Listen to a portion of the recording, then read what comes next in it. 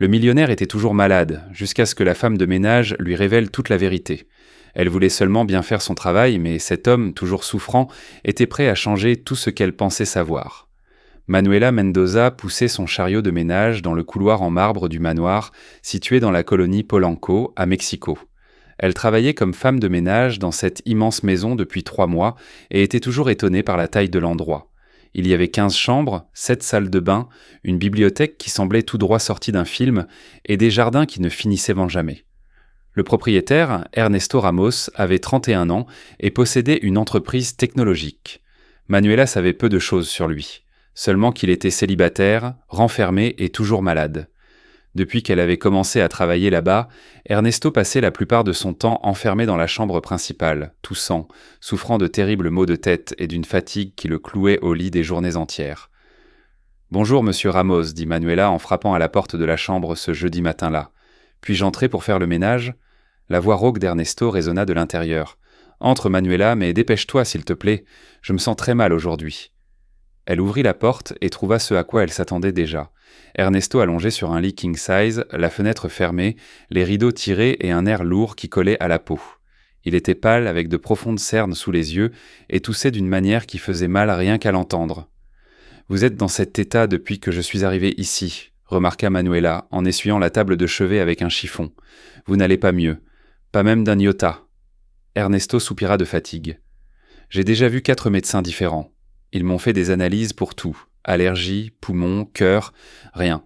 Ils disent que ça pourrait être le stress, l'anxiété, je ne sais pas, mais les médicaments ne m'aident pas. Manuela fronça les sourcils. Elle avait grandi à Tepito, un quartier modeste de la ville, où personne ne pouvait s'offrir un médecin privé. Mais sa grand-mère disait toujours que le corps parle quand quelque chose ne va pas. Et il y avait quelque chose d'étrange dans cette chambre. « Vous restez ici toute la journée ?»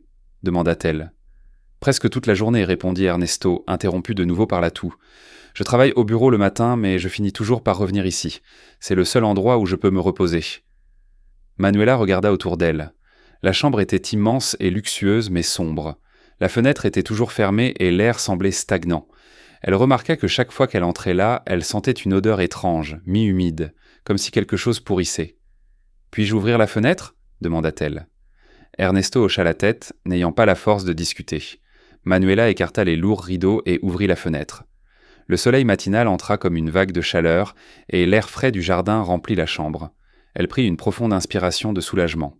« C'est fait, monsieur. Je termine ici et je vous laisse vous reposer. » Ernesto marmonna un faible « merci » et ferma les yeux. Manuela termina rapidement le ménage, mais lorsqu'elle passa la serpillière près de l'immense armoire encastrée qui occupait tout le mur, elle sentit de nouveau cette odeur étrange. C'était plus fort à cet endroit. Elle s'accroupit et regarda sous le meuble. Il y avait un petit espace entre l'armoire et le mur, mais il faisait trop sombre pour voir quoi que ce soit. Elle ne dit rien. Ce n'était pas ses affaires, mais quelque chose en elle lui murmura que ce n'était pas normal. Dans les jours qui suivirent, Manuela commença à remarquer un schéma. Chaque fois qu'Ernesto sortait de la chambre et passait du temps dans d'autres parties de la maison, au salon, au bureau, dans le jardin, il semblait aller un peu mieux. La toux diminuait, la couleur revenait à son visage. Mais dès qu'il retournait dans la chambre principale, les symptômes revenaient en force quelques heures plus tard. Le mardi de la semaine suivante, Manuela nettoyait le bureau lorsqu'elle trouva Ernesto assis devant l'ordinateur. Il avait l'air différent, plus alerte, moins gris. « Comment vous sentez-vous aujourd'hui, monsieur ?» demanda-t-elle. Ernesto leva les yeux et sourit légèrement, ce qui surprit Manuela. C'était la première fois qu'elle le voyait au sourire. « Mieux, honnêtement. J'ai passé la matinée ici et je n'ai eu aucune crise. Je pense que c'est ce que disent les médecins. Le stress, quand je travaille, j'oublie mon corps. » Manuela hocha la tête, mais elle n'était pas convaincue. Elle avait une théorie, mais il lui fallait plus de temps pour en être sûre. Ce soir-là, avant de partir, Manuela passa devant la chambre d'Ernesto, juste pour vérifier que tout allait bien. Il était là de nouveau, allongé, toussant, le visage tourné vers le mur où se trouvait l'immense armoire. Et c'est là qu'elle la vit. Une petite tache sombre dans le coin du mur, juste au-dessus de la plinthe presque cachée par l'armoire. Elle s'approcha lentement et s'accroupit. La tache était humide et l'odeur était terrible. Manuela frissonna. Elle savait ce que c'était. Sa grand-mère avait déjà eu affaire à ça dans la vieille maison où il vivait. De la moisissure cachée, grandissant derrière le mur. Elle regarda Ernesto qui dormait profondément. ignorant que la réponse à toute sa souffrance se trouvait à quelques centimètres de lui. Manuela comprit qu'elle avait une décision difficile à prendre. Dire à Ernesto qu'il y avait de la moisissure ou se taire et faire semblant que ce n'était pas son problème, Manuela réfléchit toute la nuit. Dois-je parler de la moisissure à Ernesto? Et s'il ne me croit pas? Et s'il pense que j'invente ça pour attirer l'attention, ou pire, pour demander plus d'argent? Elle vivait dans un petit appartement à Iztapalapa avec sa jeune sœur Béatrice, 22 ans, qui étudiait pour devenir infirmière. Lorsqu'elle rentra chez elle, ce soir-là, Béatrice était dans la cuisine en train de préparer des quesadillas. « Tu as l'air inquiète, dit Béatrice en la regardant. Il s'est passé quelque chose au travail ?» Manuela s'assit à table et lui raconta tout, le patron toujours malade, la chambre fermée, l'odeur étrange et la tache de moisissure qu'elle avait vue. Béatrice arrêta de pétrir la pâte et regarda sa sœur très sérieusement. « Manu, la moisissure toxique peut tuer une personne si elle respire ça tous les jours, c'est pour ça qu'il ne va pas mieux. Tu dois lui dire. »« Et s'il ne me croit pas ?» demanda Manuela nerveusement. « Je suis juste une femme de ménage. Il pourrait penser que j'exagère. » « Tu n'exagères pas, répondit Béatrice fermement. Tu as travaillé dur pour obtenir ce poste et maintenant tu peux lui sauver la vie. Ne laisse pas la peur t'arrêter. Manuela prit une profonde inspiration. Sa sœur avait raison. Le lendemain matin, Manuela arriva au manoir plus tôt que d'habitude. Ernesto était dans le bureau, comme toujours, essayant de travailler, toussant de temps à autre. « Monsieur Ramos, dit Manuela, debout dans l'embrasure de la porte.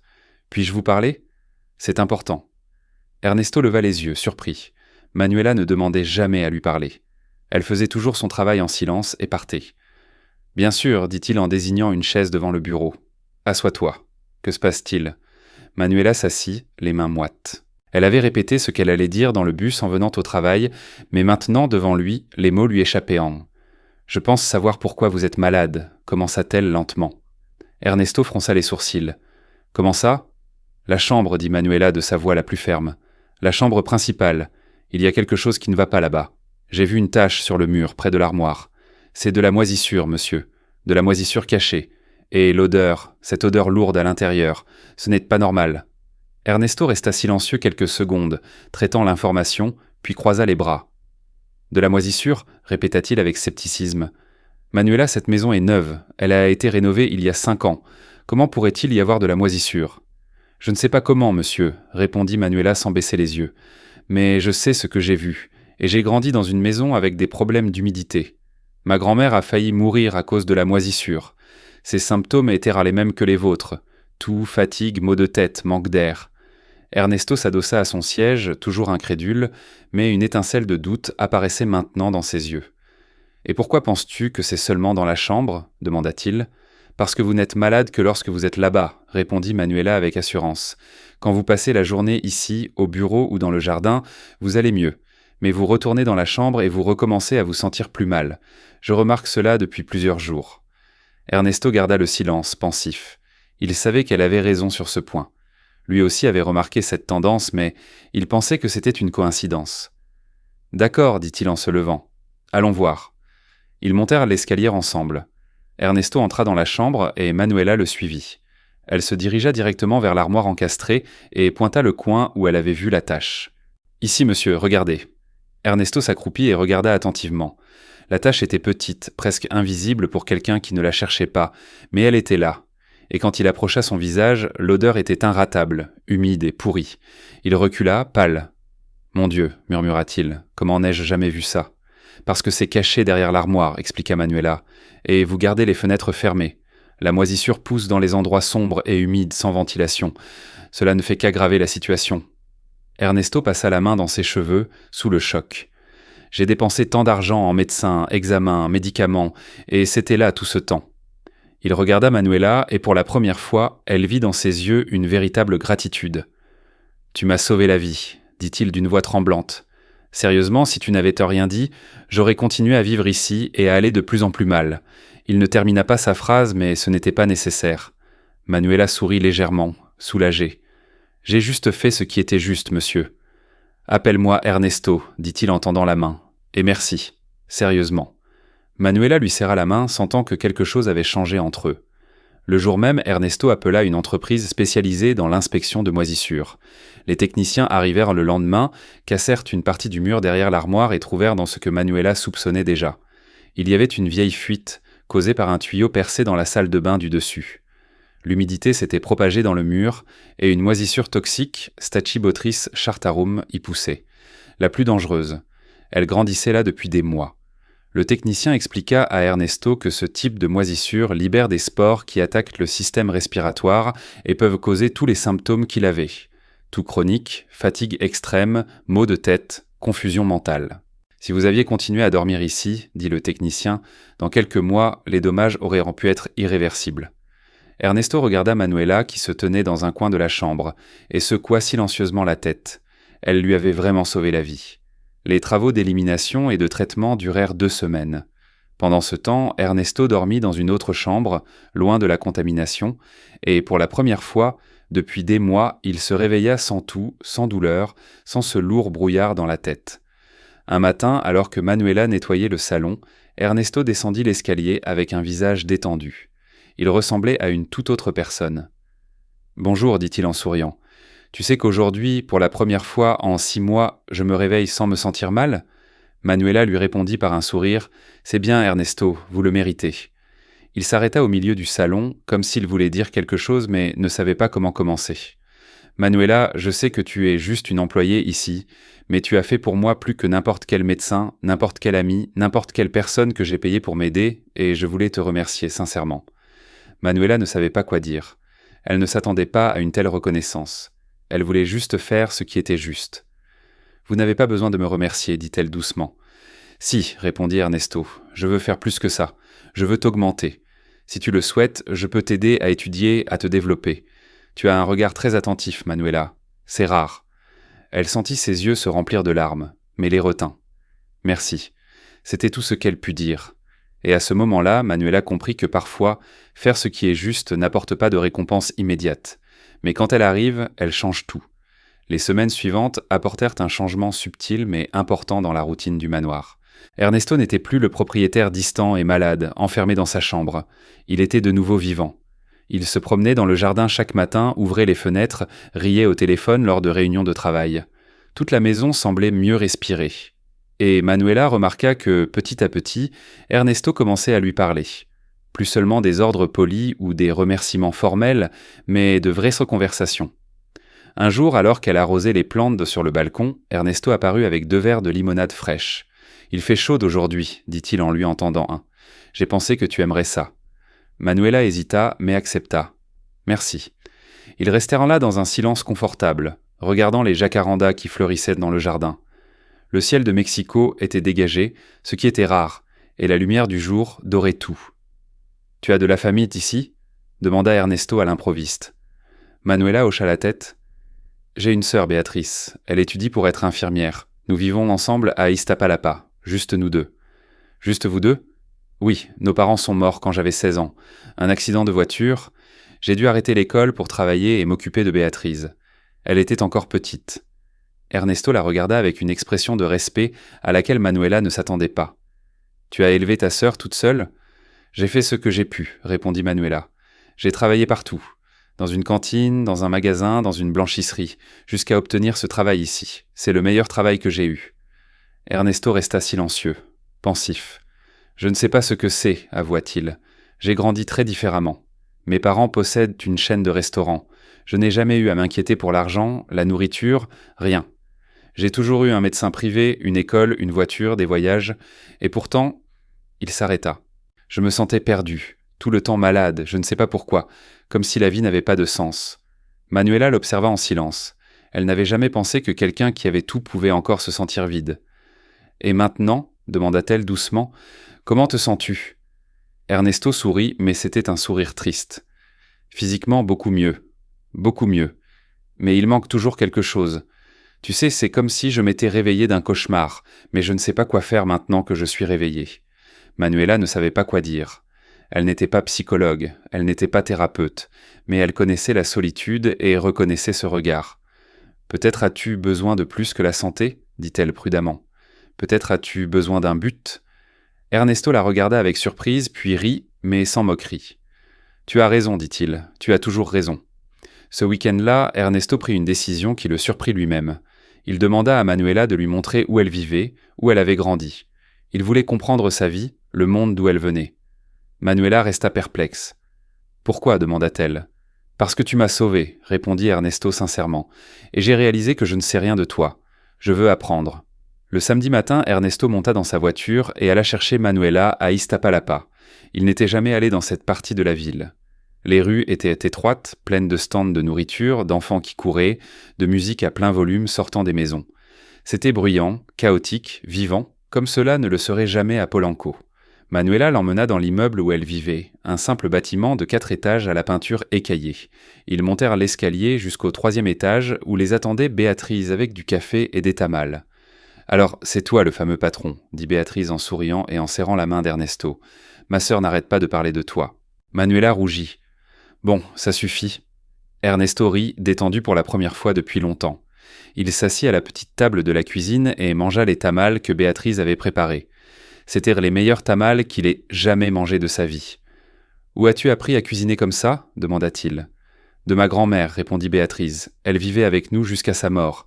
Elle disait qu'un bon repas guérit toutes les tristesses. » Ernesto regarda Manuela qui souriait en buvant son café. « Elle avait raison, dit-il doucement. » Après le café, Manuela emmena Ernesto se promener au marché d'Iztapalapa. Ils passèrent devant des stands de fruits, de fleurs, de vêtements, d'artisanat. Ernesto acheta un porte-clés en argile peint à la main, simplement parce qu'il lui plaisait. « Je ne suis jamais venu ici, avoua-t-il pendant qu'il marchait en... C'est étrange. Je vis dans la même ville depuis 31 ans, mais je n'en connais qu'une partie. La plupart des gens sont pareils, dit Manuela. Nous vivons dans des bulles, toi dans la tienne, moi dans la mienne. Eh bien, plus maintenant, répondit Ernesto en la regardant. Maintenant, nous sommes ici ensemble. Ce jour-là, quelque chose changea. Ce n'était pas évident. Ce n'était pas dit avec des mots, mais tous deux le sentirent. La distance entre le patron et l'employé commença à disparaître, et à sa place naquit quelque chose de nouveau.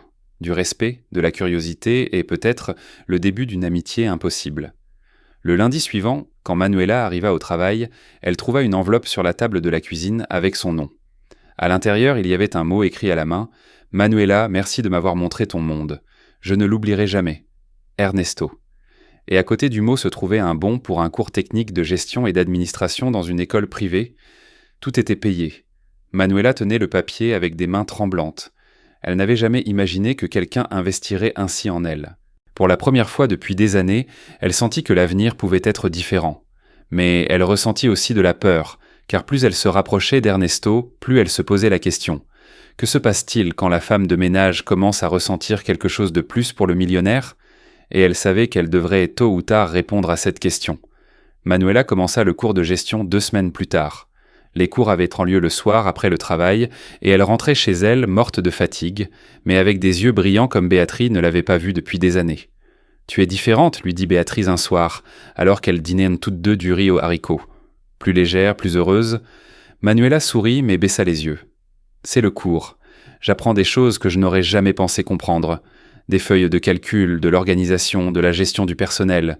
C'est incroyable. » « Juste le cours » demanda Béatrice en arquant un sourcil. « Ou est-ce aussi lié à un certain patron ?» Manuela rougit. « Bon, ça suffit, ce n'est pas ça. »« Ah non » insista Béatrice en souriant. « Manu, tu parles de lui tout le temps. Ernesto a dit ceci. Ernesto a fait cela.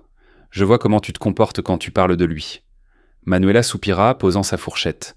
« C'est mon patron. Voilà, rien de plus. Il est gentil parce que je l'ai aidé. C'est tout. »« Tu es sûre ?» Manuela ne répondit pas car elle n'était sûre de rien. La vérité, c'était que ces dernières semaines, Ernesto était devenu plus qu'un simple homme pour qui elle travaillait. Ils parlèrent tous les jours. Il demandait comment se passait le cours, lui parlait de son entreprise, demandait son avis sur des choses dont il n'avait jamais parlé auparavant. Et pire encore, Manuela commençait à remarquer des détails. Comment Ernesto souriait quand elle entrait dans la pièce, comment il trouvait toujours un prétexte pour boire le café avec elle sur le balcon. À l'attention qu'il portait à chacun de ses mots, elle savait qu'elle était dangereusement proche de ressentir quelque chose qu'elle ne devrait pas ressentir, mais elle ne pouvait pas s'arrêter. Un jeudi après-midi, Manuela rangeait des livres dans la bibliothèque lorsqu'Ernesto apparut, nerveux. « Manuela, tu as 1 minute ?»« Bien sûr, » répondit-elle en posant les livres. Ernesto hésita, cherchant ses mots avec précaution. « Je voulais t'inviter à dîner demain soir, pas comme patron et employé, juste comme ami ou, je ne sais pas, comme des personnes. Tu es d'accord ?» Manuela sentit son cœur bondir dans sa poitrine. Elle savait qu'elle devait dire non. Elle savait que cela pourrait tout compliquer. Mais quand elle ouvrit la bouche, elle entendit sa propre voix dire « Je suis d'accord ».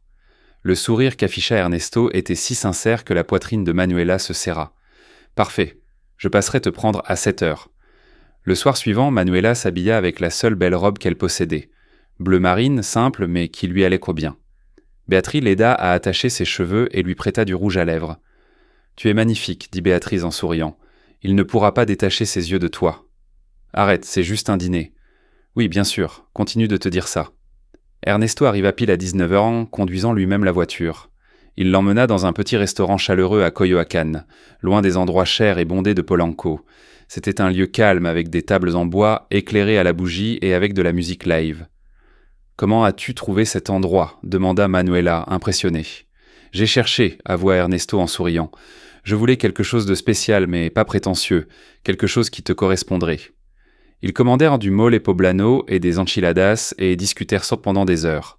Ernesto lui parla de la pression liée à la gestion de l'entreprise familiale, de la façon dont il ne s'était jamais senti à la hauteur pour son père, et comment la maladie avait été un étrange soulagement, une excuse pour arrêter de faire semblant que tout allait bien. « Et quand tu as découvert la moisissure, dit-elle en le regardant dans les yeux, c'était comme si quelqu'un avait allumé la lumière. Enfin, je voyais clair.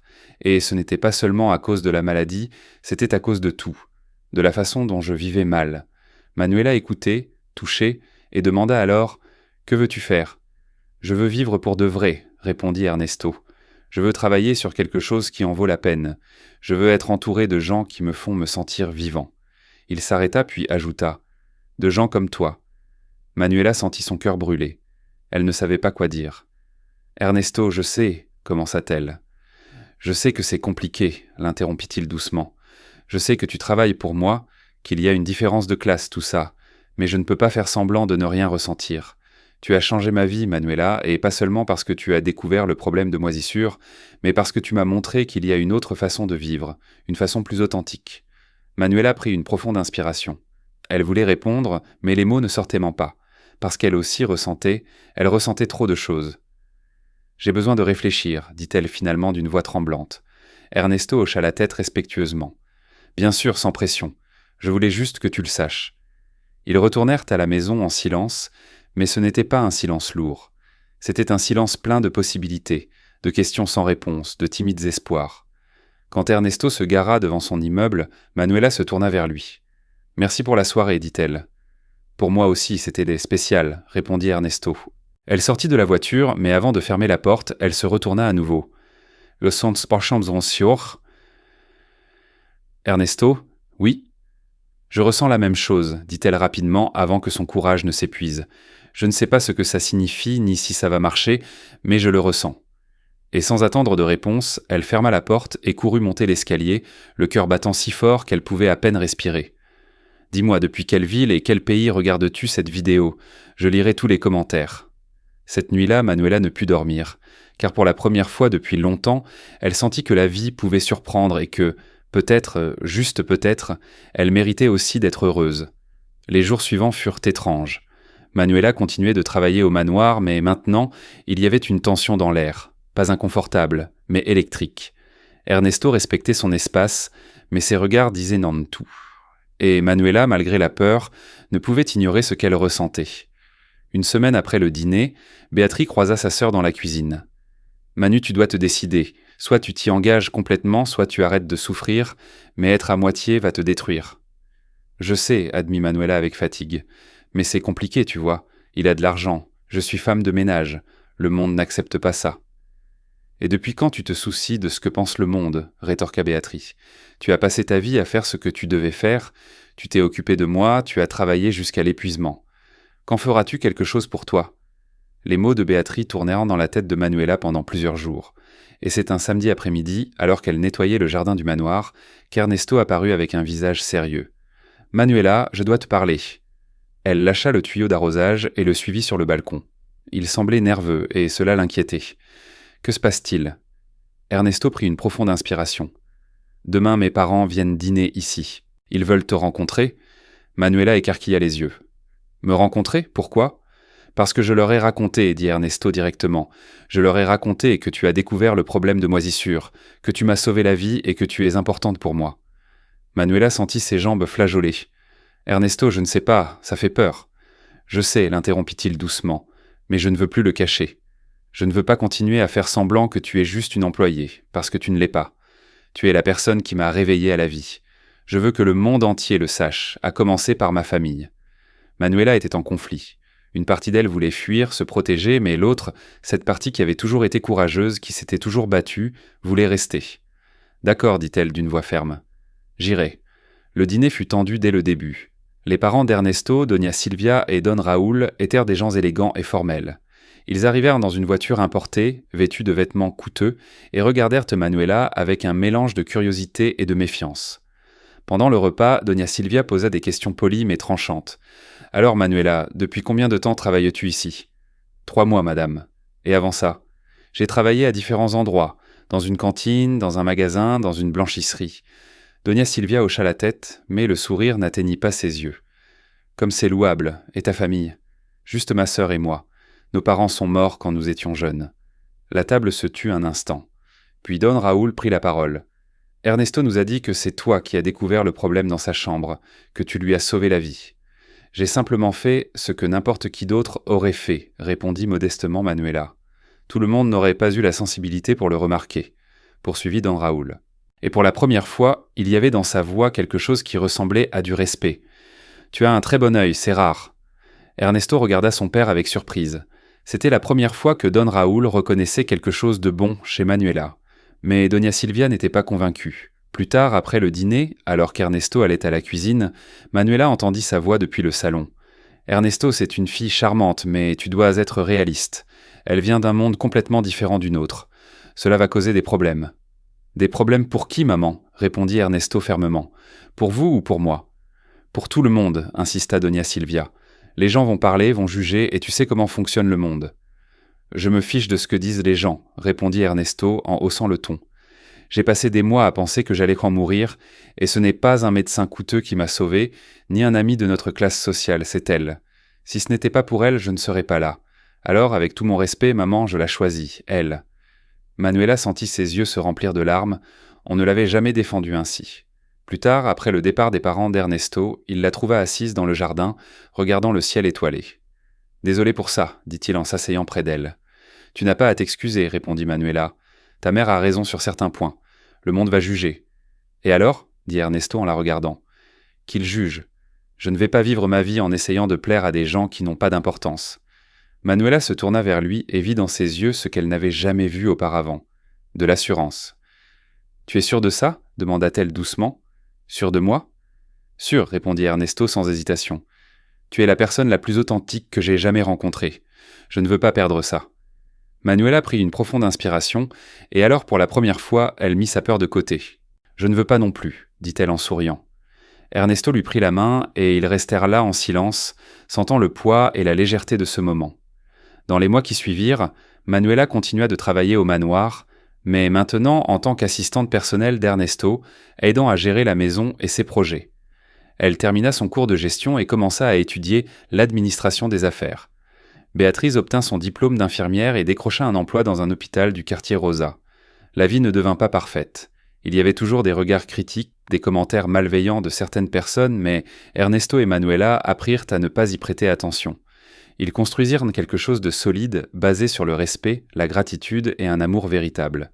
Et un jour, alors qu'ils buvaient là-bas le café sur le balcon, l'endroit où tout avait commencé, Ernesto regarda Manuela et dit « Tu sais, parfois je pense… » Manuela sourit. « À quoi ? » ?»« À ce qui se serait passé si tu avais gardé le silence. » « Mais je n'ai pas gardé le silence parce que quand on voit quelqu'un souffrir, on ne lui tourne pas le dos, on l'aide. » Ernesto lui prit la main. « Je te serai reconnaissant pour le reste de ma vie. » Manuela serra sa main en retour. « Tu n'as pas besoin de remercier. Tu as juste besoin de continuer à être toi-même. » Et là, dans le silence du matin, ils comprirent quelque chose de profond. Sauver une personne, ce n'est pas seulement guérir le corps, c'est voir le cœur. Et quand on choisit avec le cœur, le chemin peut nous mener dans des endroits que l'on n'aurait jamais imaginés. Si tu as aimé cette histoire, écris un commentaire ci-dessous. Partage-la avec tes amis et abonne-toi pour écouter la suivante.